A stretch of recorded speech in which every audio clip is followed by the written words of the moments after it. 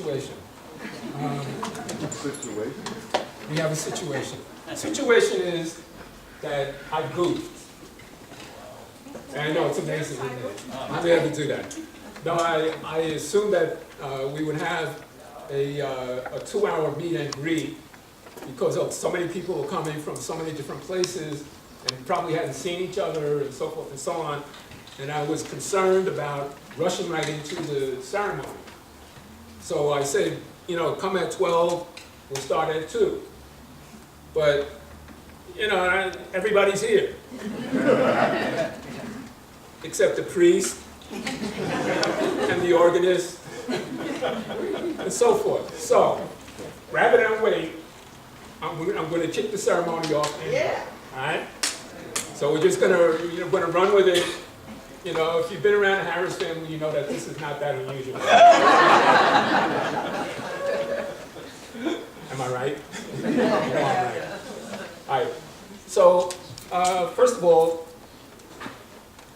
thank you all for coming. It's really great to see everybody. It's great that you all came out for Lloyd. And it's really nice to see everybody. Today is a day of sorrow, but it's also a day of celebration. It's a day of sorrow because we lost a dear brother, uncle, friend, lover, mentor, an all-around good guy. But it's also a day of celebration because we get to come together and share and reminisce about a life well lived and the good times and great memories that we have of Lloyd. So although the ceremony has an element of sorrow to it, the sorrow is based on our grief at having lost Lloyd. But let's not forget the happiness and the fond recollections that we've all shared with him. I'm going to be saying a few words about Lloyd in a few minutes. And there'll be some tributes that I have from friends of his from all over the world who couldn't be here today. And they sent them in and asked them to be read, so we'll do that part as well. And we're going to have an open mic segment.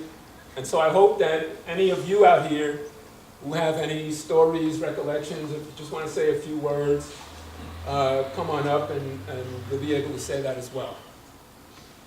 The ceremony is being videotaped so that those people from abroad who couldn't make it, they've requested that we do a video so they can see what we all did and how we all got together and talked about Lloyd. So, but right now, what I want to do is I want to give some shout outs. All right? First of all, a shout out to all those people out here who've come from quite a distance to be here. Appreciate it. I know Janine is here from Paris, and we got the Kales are in from the Chicago area. Is that right? And who else is here from like 25 miles or more?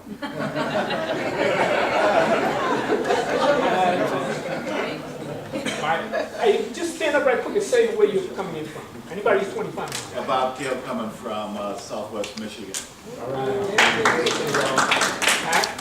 Pat Savina from Fairfield, Connecticut. Not so far. Steve Cook, I'm a diehard New Yorker to my dying breath, but I live in North Raleigh, North Carolina. So what are you doing there? Mark Richardson from New Canaan, Connecticut. Thanks, Mark. Hi, Mary Polsky. I woke up in East Hampton.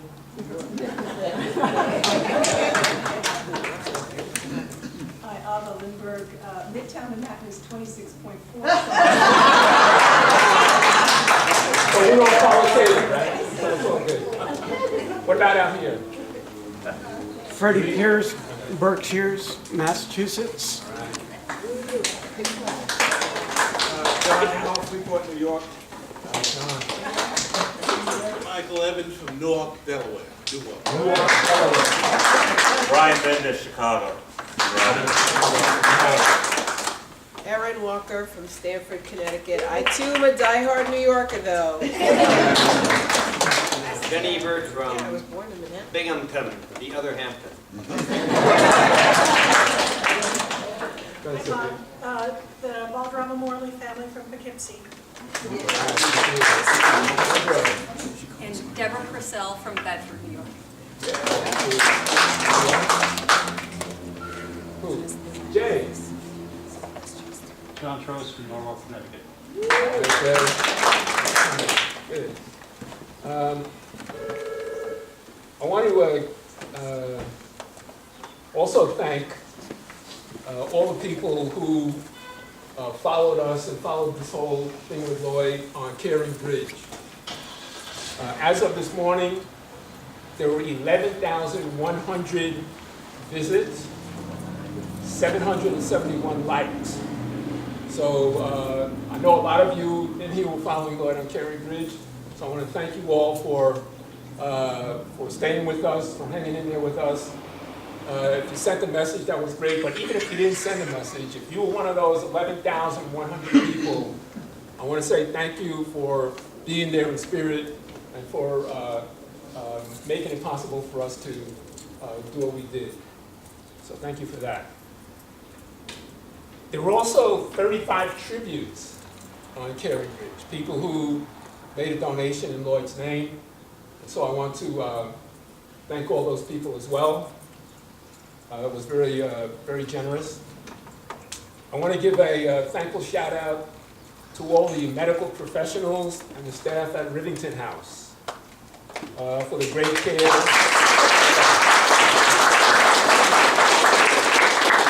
They gave a lot of great care and comfort to Lloyd. They really went above and beyond, and it was really great of them. I want to thank all the people who came to visit Lloyd from out of town. There were a lot of people, a lot of our QRCA colleagues, a lot of his friends living overseas. They made that trip to come in and see him, and I want to tell you, not only do I appreciate it, but I can tell you for sure that Lloyd appreciated it. So thank you for all those people who came here. And a shout out to the people who live here in the New York area, especially those people who used to come and see him a lot. There were some people here who came to see him like on a weekly basis. Almost every time I went down there, I would see them. And so thank you for those people, those of you good friends who were really regular visitors to Lloyd. Really appreciate it. I know that Daniel Knox is here, Jeff Miller, Raina, Catherine Alexander, Renee Shields, Sylvia, John, and I'm really paranoid about naming names because I'm afraid I'm going to forget somebody, and I don't want to forget anybody. So I also want to thank all the people who sent cards, letters, emails, text messages, phone calls, smoke signals, flowers, all of that. It really helps support us, and I really, really appreciate that as well. And so given that, I have this thing about not wanting to forget anybody, let me just say a blanket thank you to everybody who knew Lloyd, everybody who cared about Lloyd, everybody who thought about Lloyd, and especially you good friends who came here today. Thank you, thank you, thank you, thank you. Really appreciate it. There is one person that I want to point out specifically, and that's Mary Nelson. And that's Mary right over here, my sister.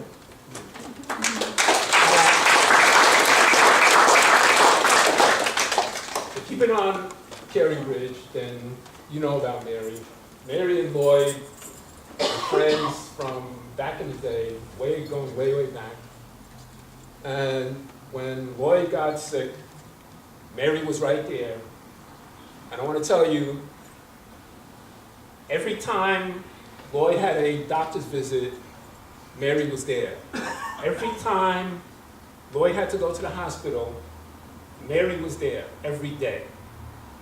A lot of times before we would go to one of these doctor's appointments, Mary and I would be on the phone talking about what kinds of questions needed to be asked, what kind of information we needed to get. After the visits, Mary would go home and write a summary of the visit, what the doctors told us, what medications were going to be given, what kind of treatment was going to be given, so we would have a record of it. Mary was there at Caring Bridge as often as I was. We would try to limit it so Lloyd would have more people kind of shifted out. We were on the phone, we were talking. There's no way I could have done for Lloyd what we did if it wasn't for Mary. She's my sister, she's beautiful, I love her to death, and let's give her one more.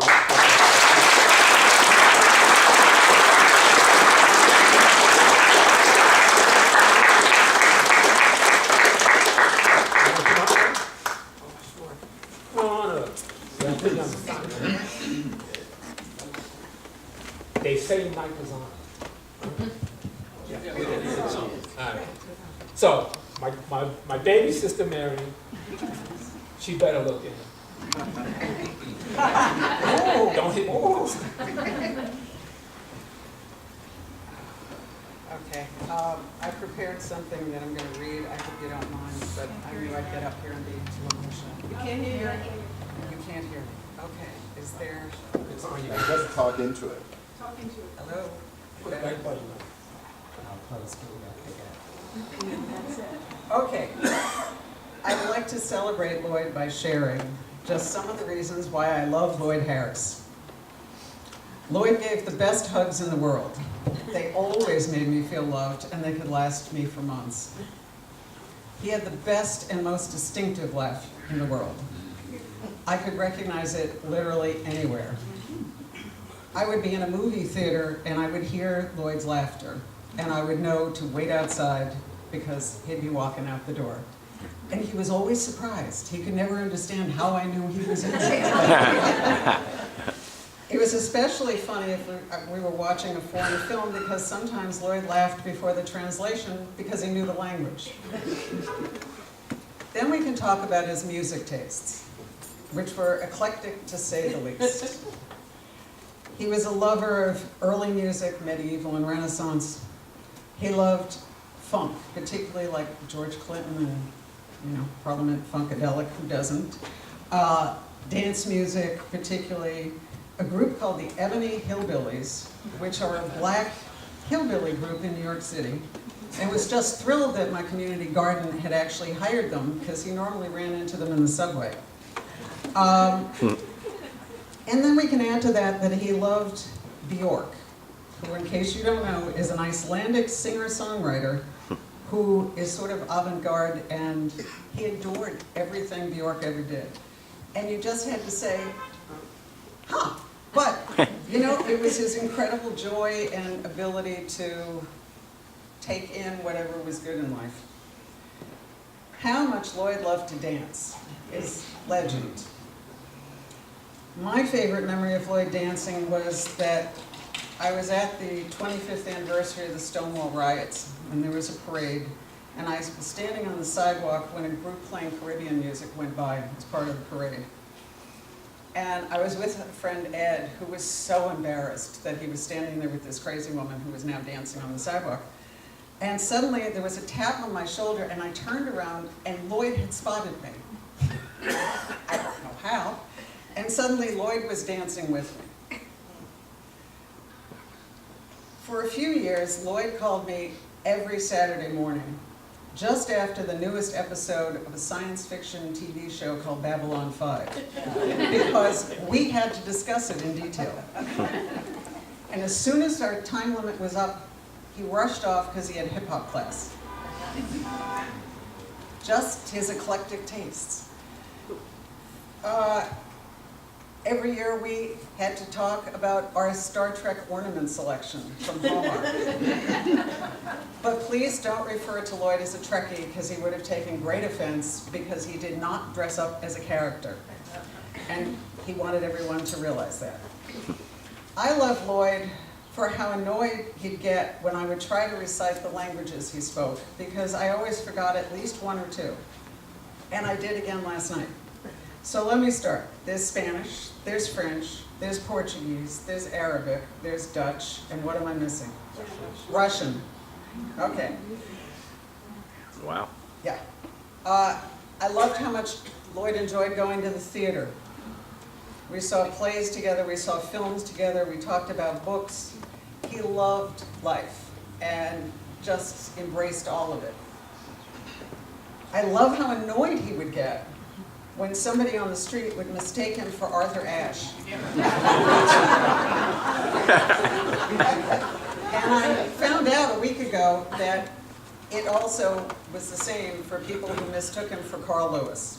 I guess it depended on the haircut he had at the time. I loved Lloyd for his love of life, for his unwavering love of family and friends, for the devoted care he gave his family and friends all the time, but particularly when they were ill, for his love of his friends' kids, how proud he was of them, for his loyalty to his family and friends, for his righteous anger if he felt we had been somehow wronged, his joy in introducing his friends and family to each other, and I loved him for asking me to be his big sister. It was my honor to do so, but I knew I couldn't take Mildred's place. I want to acknowledge some of the heroes. I can't name them all, and I don't want to get in trouble like Bob. Let's just stay out of the trouble, but here's a few. There's a social worker at Beth Israel Hospital named Charisma who performed miracles to get us hooked up with medical and social services, and she did it in 24 hours. God bless her. The staff at Callan Lord, which is a community-based health center in Chelsea, which provides care for people without regard to their ability to pay, and quality care, and compassionate care. The staff of the Jack Martin Clinic at Mount Sinai, particularly Dr. Elliott and Dr. Robinson Papp. The staff of the Brain Bank at Mount Sinai, particularly Dr. Cho. And among the thanks, not the least, in fact, probably the greatest, is to the staff of Rivington House, particularly 2 West, which was the floor Lloyd was on. Many of you became family, to Bob and Lloyd. Our angels included Maria and Annette and all the marvelous CNEs, nurses, doctors, social workers, maintenance guys, guards at the desk. Everybody pitched in to make it as easy for us as possible and as helpful as possible for Lloyd. People stopped by at 10 o'clock at night. I was in there once, and somebody who doesn't work on the floor had stopped by to speak to Lloyd in French because she knew he was having trouble with English and he wanted to stimulate her. People did stuff like that all the time there, and not high-priced people. These were people who didn't necessarily even work on his floor. For those who took such excellent care of him and really cared about him, how can we say enough? I want to thank all those who visited, like Bob did, particularly the QRCA people. Bless you. Bless all of you who made the birthday video for him for his 60th birthday. That made him laugh. He loved it. Thanks to all who remembered to send cards when he picked up the phone. Anybody who supported any of us through our grieving, I also want to thank, because I know many of my friends don't know Lloyd or Bob and still held me up. So thank you to all of you. To all those who can't be with us today, know that we hold you in our hearts. To the brotherhood of his St. John's Prep high school friends who tried to have a reunion for their 41st year because they wanted Lloyd to be there. I know a 41st reunion is a little unusual, but they tried to pull it off. They were going to do whatever it took if Lloyd had been well enough. They would have hired planes, they would have done anything to get him there. Unfortunately, it didn't happen. Thank you to all of you for loving him as much as you did. He knows you all loved him, and it means the world to us. So, thank you, and that's it.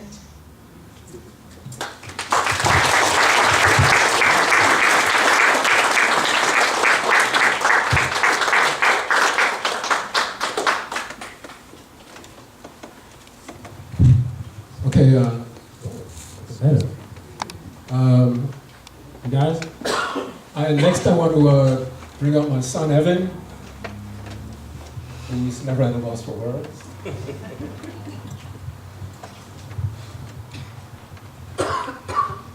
Wow.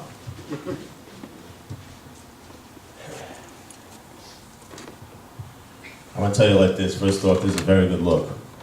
There's a lot of people here. All right. First off, next is for the most wonderful, fabulous, amazing individual that basically could ever walk this earth with so much swag. This man can turn around and make anyone jump up and down, laugh, sing and dance. Even people who didn't even want to get off the wall. So please, put your hands together for Lloyd Harris. Put your hands together. That's what I'm talking about.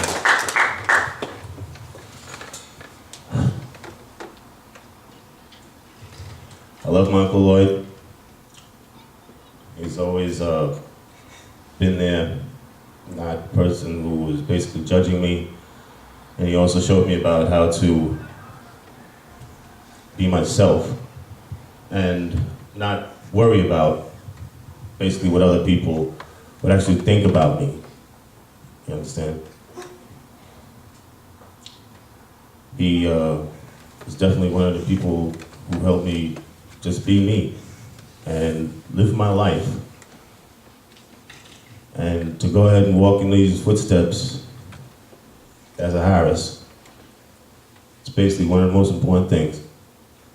Walk the earth and be happy and express yourself. And I'm pretty sure, especially with all these faces here and everybody here, that's exactly what he did. And I can see it in all of you. That's exactly what you took from it. And I want to thank you all. I want to thank you all very much for being here, supporting me and my family, and for Uncle Lloyd. I love you, Uncle Lloyd. Thank you. Thank you.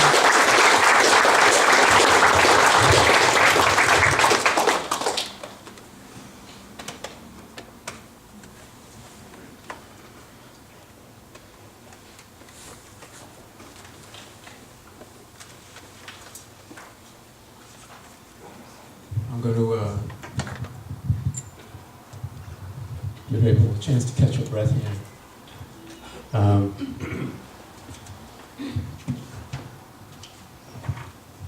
So in the meantime, I'm going to tell you a story.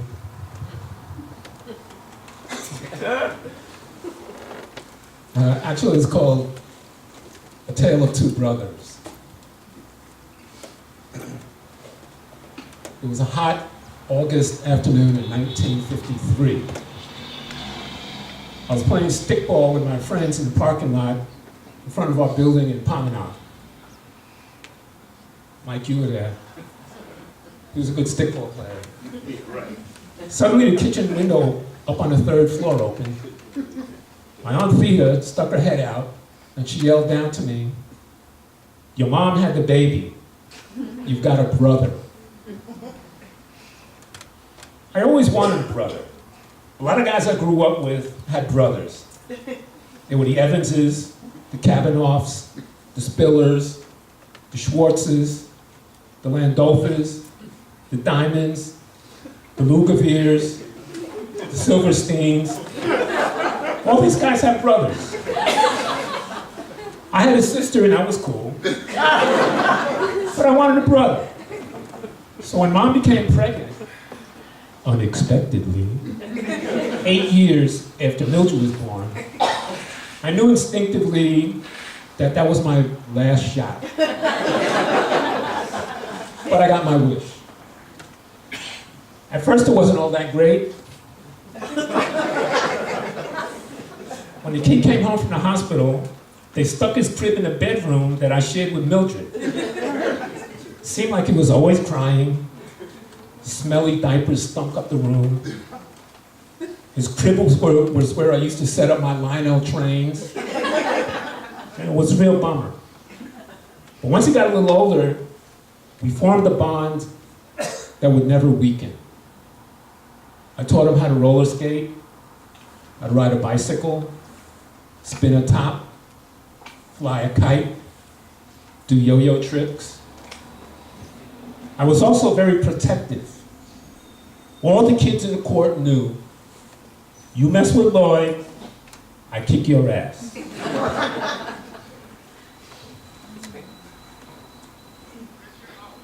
My folks liked the fact that we were close, especially Pops.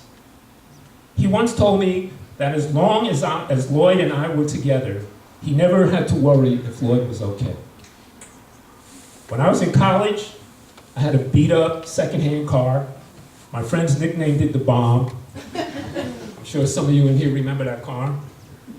One day I said to Lloyd, who was 10 years old, let's go to Maine for the weekend. He was like, okay. My parents said, well, why are you going? Because I'd never been there. And I'd also never been to Rhode Island, Massachusetts, New Hampshire, which I was all doing that whole road trip. Where will you stay, they said. And we'll sleep in the car. And what are you going to do when you get there? I said, I don't know. So we piled into the car, off we went. Driving down the highway, talking, singing songs on the radio, just having a great time. I remember sitting in a diner in Portland, Maine, and this waitress was enchanted by this bony little kid eating his cheeseburger with perfect table manners. When he told her we were from New York, she asked him what we were doing in Maine. He pointed to me and said, my mom told me to come up and keep him out of trouble. A few years later, Lloyd would end up back in Massachusetts to attend high school at St. John's Preparatory School in Danvers, Massachusetts. By that time, in the late 1960s, I had graduated college and was this kind of rising star in the research department of NBC. Judy will remember, she was there back in the day too. So, back in those days, I had an American Express card, which was a big thing back then. And I was buying my clothes at Brooks Brothers, where I had my own personal shop. Right? When Lloyd was home from school, I used to enjoy bringing him down to Brooks and buying him loads of white button-down shirts, red ties, Argyle socks. I wanted him to look good when he went back to his preppy schoolmates. Now, even though he was away at boarding school, we stayed close. When he decided to come out of the so-called closet, I was the first person he confided in that he was gay. It was just before Thanksgiving, and he was concerned about how our parents would react, although we both knew that this was ridiculous, but he was nervous anyway. He came home that weekend, and we sat down for a traditional Thanksgiving meal. He told me he was going to make the announcement at the dinner table right after the food was blessed.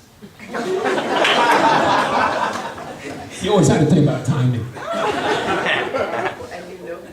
The moment arrived, he got up the nerve to make a speech. Mom, Dad, I'm gay. Now, Mom, who never passed up an opportunity to make a wisecrack, said, are you bragging or complaining?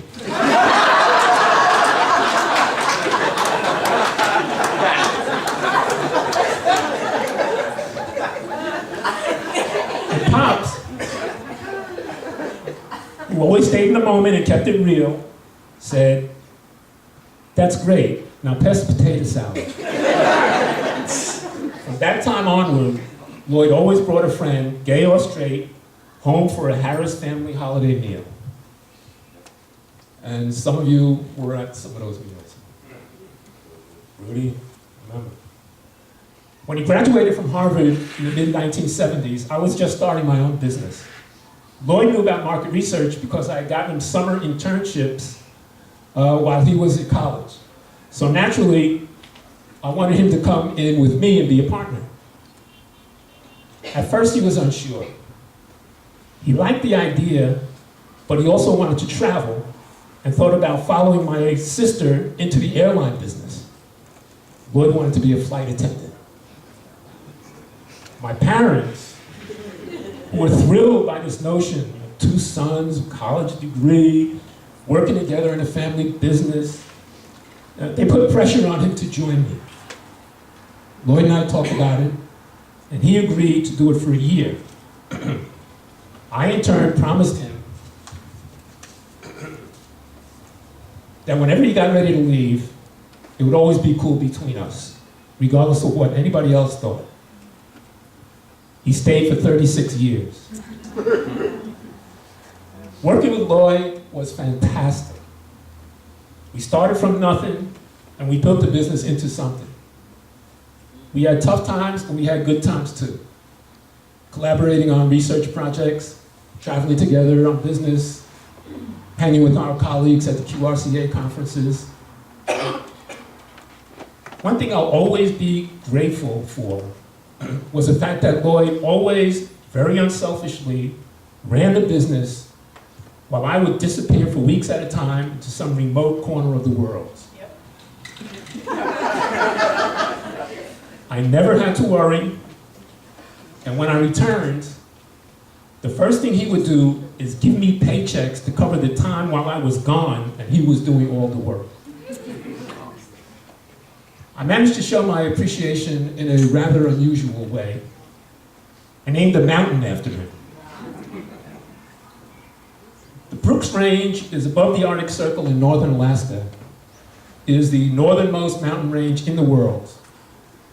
Back in the day, most of the mountains had never been climbed, and in the tradition established by the great Brooks Range explorer Robert Marshall, if you made the first ascent, you could give the mountain a name that would be registered by the U.S. Geological Survey.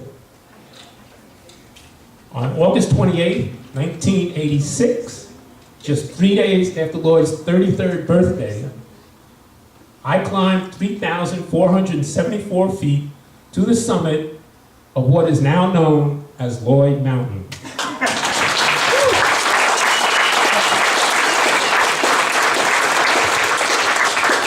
This is what it looks like.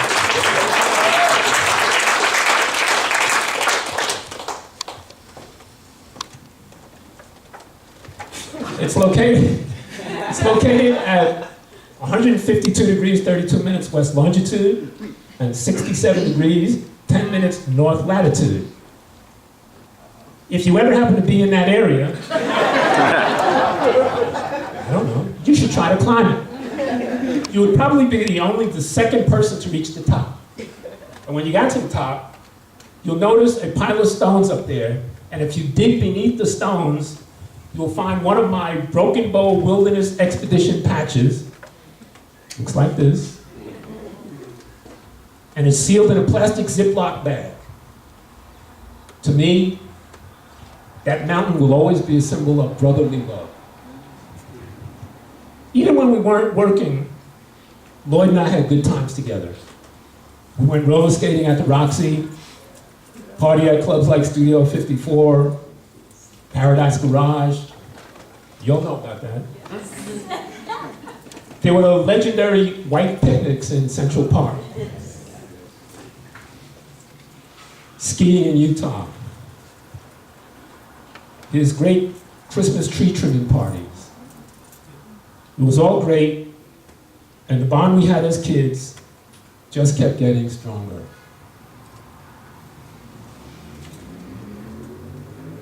Then he got sick.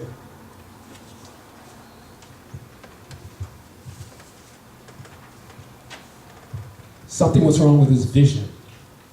At first he thought that he just needed new glasses, but that wasn't the case. His condition slowly, relentlessly spiraled downward, eventually leading to all of us being here today. It's not how many days you live, it's how you live the days you have. I can tell you with certainty that Lloyd got the full 24 hours out of every single day.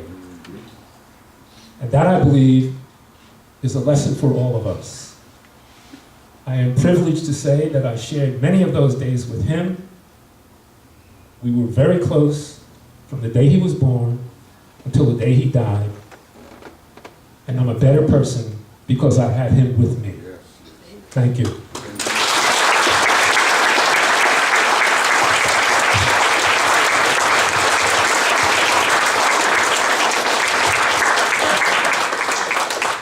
This is April right here. Also usually not at a loss for words. Ready? I'm about as ready as I'm gonna be. Well, thank you all for coming. This makes it a lot easier to bear when you look around and you see all these great people.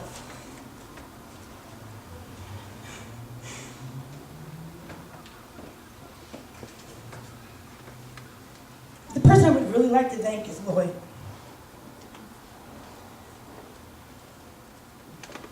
Because I wasn't just only his niece, but he was my friend. And he showed that in every breath, in everything that he'd ever done. He taught me so much without being judgmental or pretentious about it. Showed me how to be honest with myself and with my family members. Taught me how to be strong, to be a Harris lady, because that's an art within itself. He talked about everything. I mean, he would call me 15 times a day at work to discuss anything, between how to make corn for dinner, between how to deal with my father, between how to deal with Miss Harris.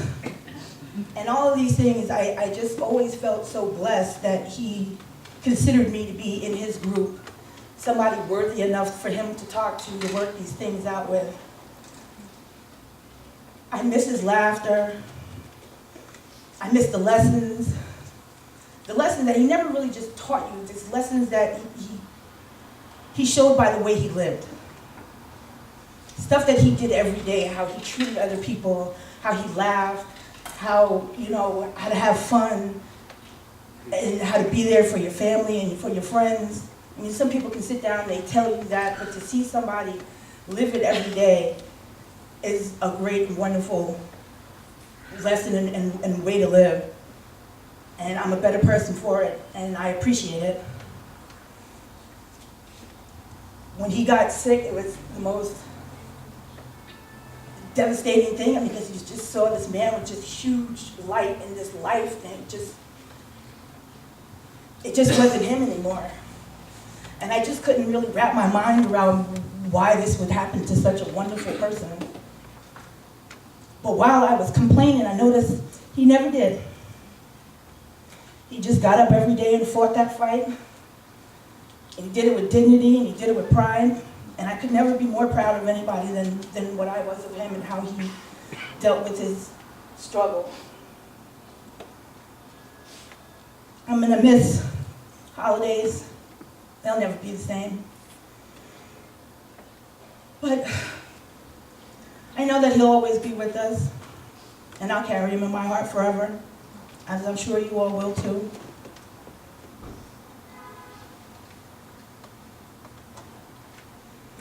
I miss you, and I love you.